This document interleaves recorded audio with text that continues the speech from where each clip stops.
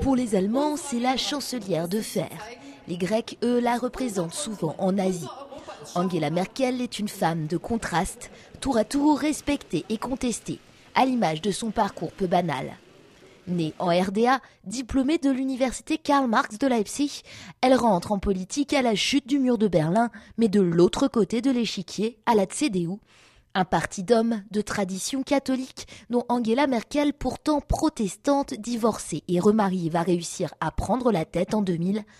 En 2005, elle est élue chancelière de l'Allemagne à l'arraché et doit gouverner avec les sociaux-démocrates. Sa réélection en 2009 est plus simple. La CDU remporte 33% des voix contre 23% pour le SPD. Elle s'est déplacée de manière ingénieuse politiquement vers le milieu et du coup, elle a transmis à beaucoup d'électeurs un sentiment de stabilité et de sécurité. Ça n'a pas été un changement abrupt, mais plutôt progressif.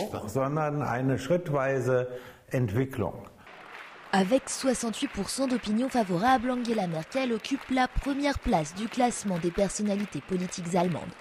Elle a donc su séduire bien au-delà de son électorat, surtout grâce à sa gestion de la crise économique en Europe. Sa défense acharnée des politiques d'austérité plaît beaucoup aux Allemands, même si elle peut heurter à l'extérieur, tout autant que son grand dessein, l'union budgétaire européenne qui suppose plus d'Europe, mais aussi une stricte discipline budgétaire.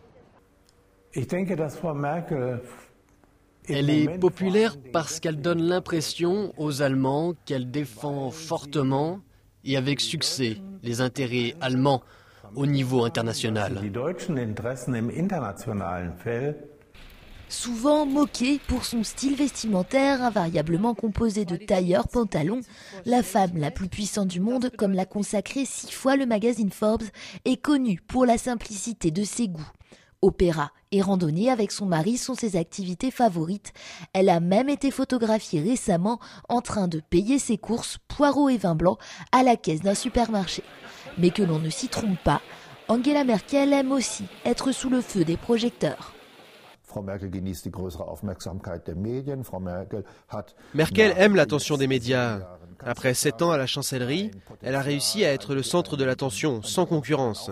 Peut-être que le pape serait son seul concurrent. C'est pour ça que sa position est supérieure.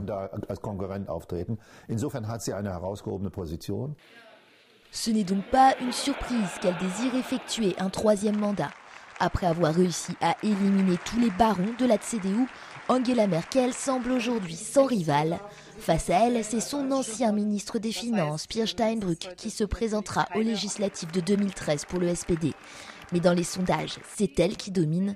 Aujourd'hui, rien n'empêche la gamine, comme l'a surnommée Helmut Kohl à ses débuts, de gouverner 4 ans de plus. Elle serait ainsi l'un des seuls dirigeants européens à avoir réussi à survivre à la crise.